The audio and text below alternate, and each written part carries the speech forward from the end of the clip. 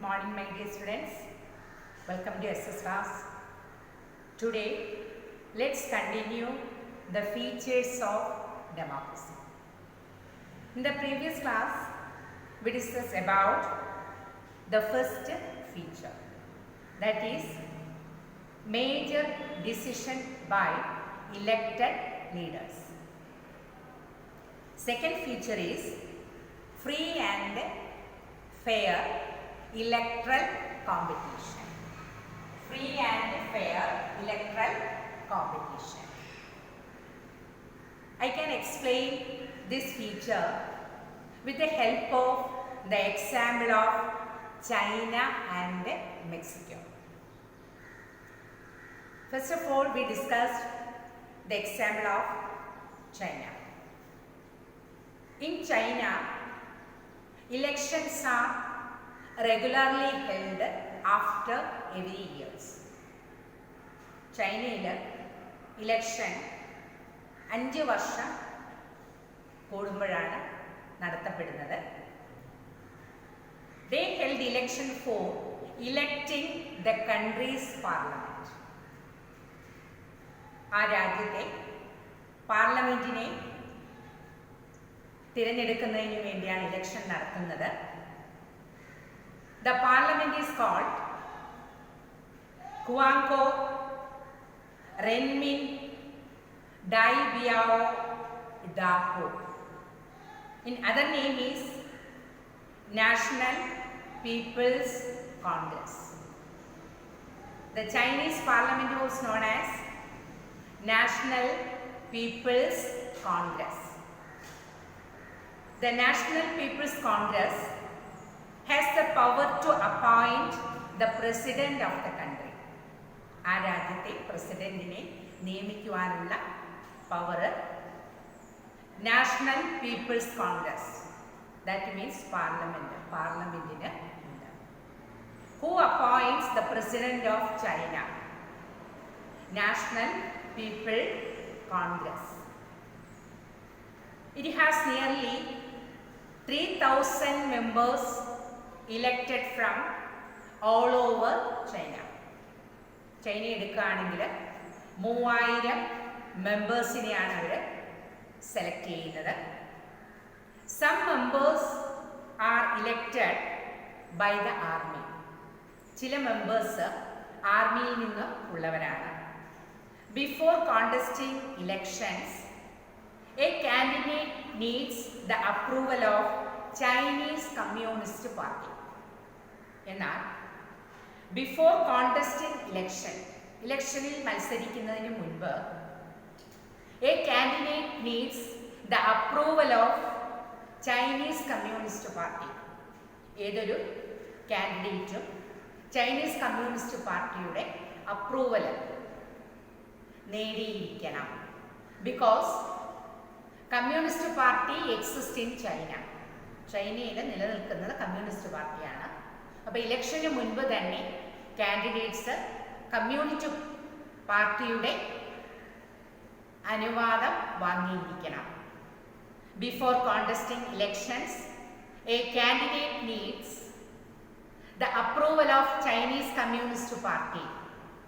Only those who are members of Chinese Communist Party or 8 smaller parties allied to it were allowed to contest elections held in 2002-2003. അതായത് 2002-2003 ഇലക്ഷനിൽ candidates ഒന്നിൽ communist പാർട്ടിയുടെ അനുവാദം വാങ്ങണം, അല്ലെങ്കിൽ 8 smaller parties allied to it. Communist പാർട്ടിയോട് 8 ചെറിയ പാർട്ടീസും സഖ്യം ചേരുന്നുണ്ട്. It were allowed to contest elections. അവരെയും ഇലക്ഷനിൽ പങ്കെടുപ്പിക്കുവാനായിട്ട് സാധിക്കുമായി. The government is also formed by Communist Party. ചൈനയിലെ പാർട്ടി എന്ന് പറയുന്നത് കമ്മ്യൂണിസ്റ്റ് പാർട്ടി ആയിരുന്നു. Since its independence in 1930, Mexico holds elections after every 6 years to elect its president. Next example, Mexico ആണ്. മെക്സിക്കോയിൽ election conduct ചെയ്യുന്നത് 6 വർഷത്തിന് ശേഷമാണ്. In China after 5 years. In Mexico election is held after every 6 years. The country has never been under a military dictator's rule. എന്നാൽ മെക്സിക്കോയിൽ ഒരു dictatorship ആയിരുന്നില്ല. What do you mean by dictator's rule? The power is only vested in the hands of a group of people or a one person. ഒരാളുടെ കയ്യിൽ ഇല്ല ഒരു group ആയിട്ടുള്ള ആൾക്കാരുടെ കയ്യിൽ പവർ എത്തുന്നതിനെയാണ് നമ്മൾ ഡിക്റ്റേറ്റേഴ്സ് റൂൾ എന്ന് പറയുന്നത്. ഡെസ്പോട്ടിസം, ഏകാധിപത്യം, അങ്ങനെയുള്ള റൂൾ ആയിരുന്നില്ല മെക്സിക്കോയിൽ. But until 2000 every election was won by a party called PRI. എന്നാൽ മെക്സിക്കോയിൽ ജയിക്കുന്ന പാർട്ടി എന്ന് പറയുന്നത് PRI ആയിരുന്നു. PRI means Institutional Revolutionary Party. PRI. PRI. Institutional Revolutionary Party. Revolutionary Party. PRI means Institutional Revolutionary Party. This party won in Mexico. മെക്സിക്കോയിലെ ഈ പാർട്ടിയാണ് ജയിച്ചിരുന്നത്. Opposition parties did contest elections. എന്നാൽ എതിർ പാർട്ടികൾ ഇലക്ഷനിൽ മത്സരിക്കാറുണ്ടായിരുന്നു. But never managed to win. ഇവർ ഒരിക്കലും ഒപ്പോസിഷൻ പാർട്ടി വിജയിക്കാറുണ്ടായിരുന്നില്ല. The PRI was known to use many dirty tricks to win election. ഈ PRI എന്ന് പറയുന്ന പാർട്ടി ധാരാളം ഡർട്ടി ആയിട്ടുള്ള കളികൾ കളിക്കുമായിരുന്നു. ഇലക്ഷനിൽ ജയിക്കുന്നതിന് വേണ്ടിയിട്ട് ഇല്ലീഗലായിട്ട് കൂടുതൽ കാര്യങ്ങൾ ചെയ്യുമായിരുന്നു. All those who were employed in government offices had to attend its party meeting. Government ഓഫീസുകളിൽ വർക്ക് ചെയ്യുന്ന മെമ്പേഴ്സ് പോലും ഈ PRIയുടെ പാർട്ടിയിൽ മീറ്റിങ്ങിനൊക്കെ അറ്റൻഡ് ചെയ്യുമായിരുന്നു. Teachers of government schools used to force parents to vote for PRI.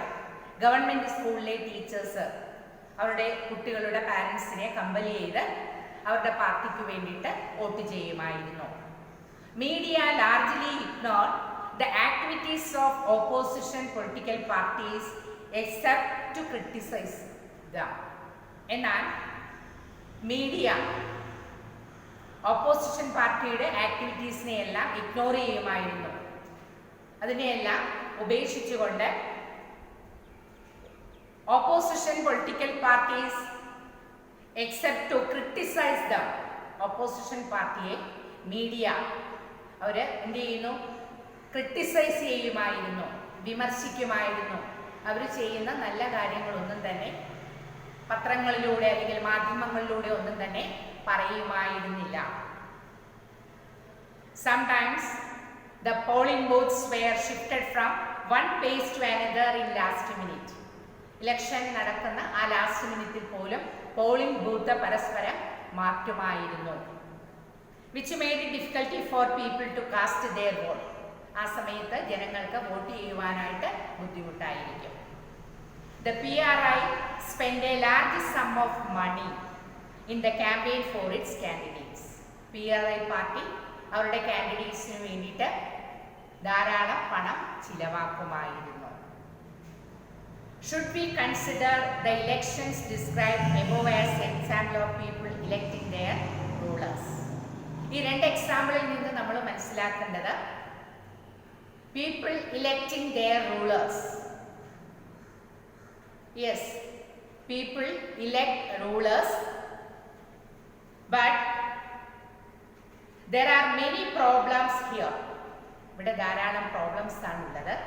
In China, the elections did not other people any serious choice. ചൈനയിൽ elections ജനങ്ങൾക്ക് വേണ്ടത്ര ചോയ്സ് നൽകിയിരുന്നില്ല, അവസരം നൽകിയിരുന്നില്ല. They have to choose the ruling party and candidates approved by it. അവർ ruling പാർട്ടിയെ തിരഞ്ഞെടുക്കുന്നു, കാൻഡിഡേറ്റ്സിനെ അവർ അപ്രൂവ് ചെയ്യുന്നു. Can we call this a choice? ഇതൊരു ചോയ്സ് ആണ് നമുക്ക് പറയാനായിട്ട് സാധിക്കില്ല. In the Mexican example, people seem to really have a choice, but in practice they had no choice. എന്നാൽ മെക്സിക്കോയിൽ ചോയ്സ് ഉണ്ട്, പക്ഷേ കറക്റ്റ് ആയിട്ടുള്ള ചോയ്സ് അല്ല അവർക്ക് കിട്ടുന്നത്.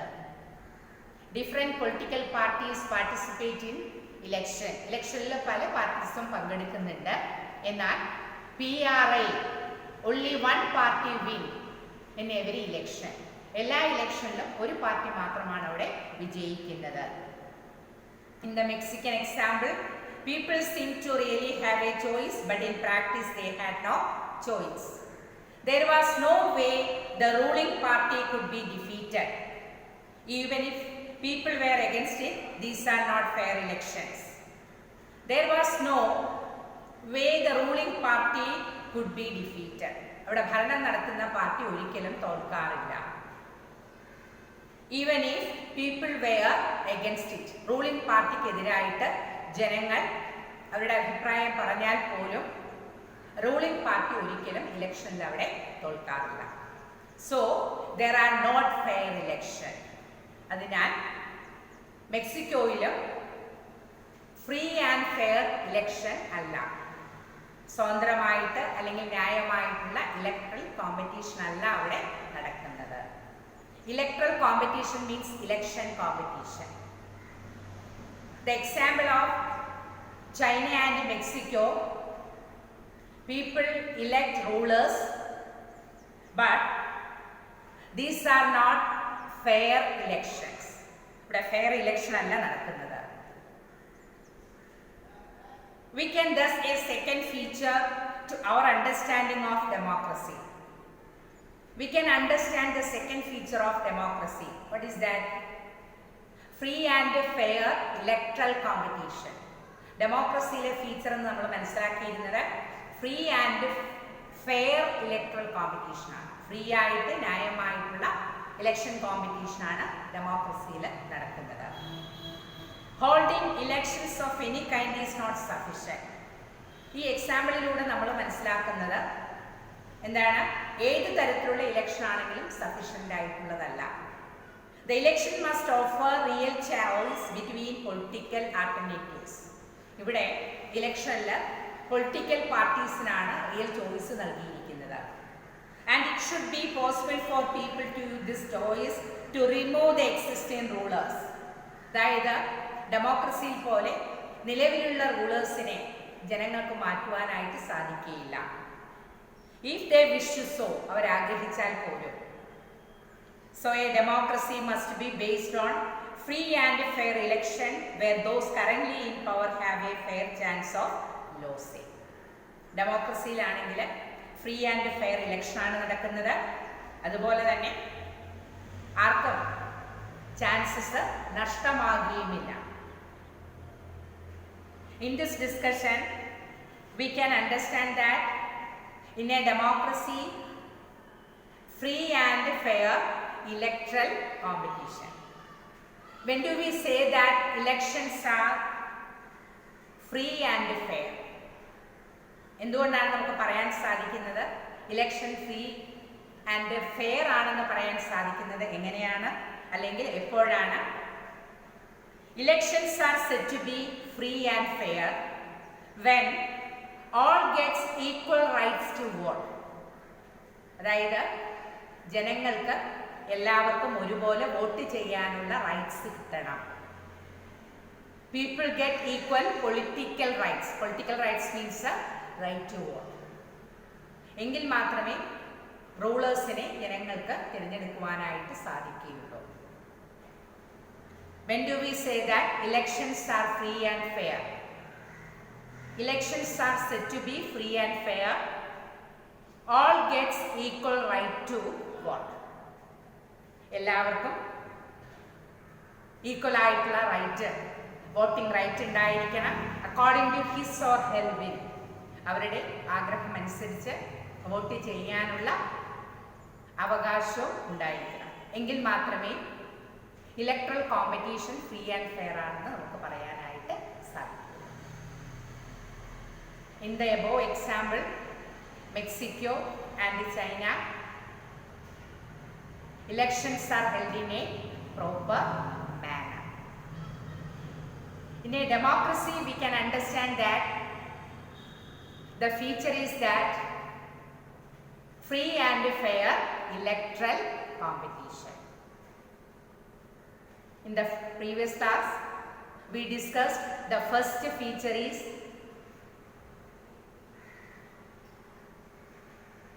decisions taken by elected rulers. Next feature is free and fair electoral competition. Understand these two features? Okay. Next class we will continue. Read the text well. Study nicely. Thank you children. Thank you so much.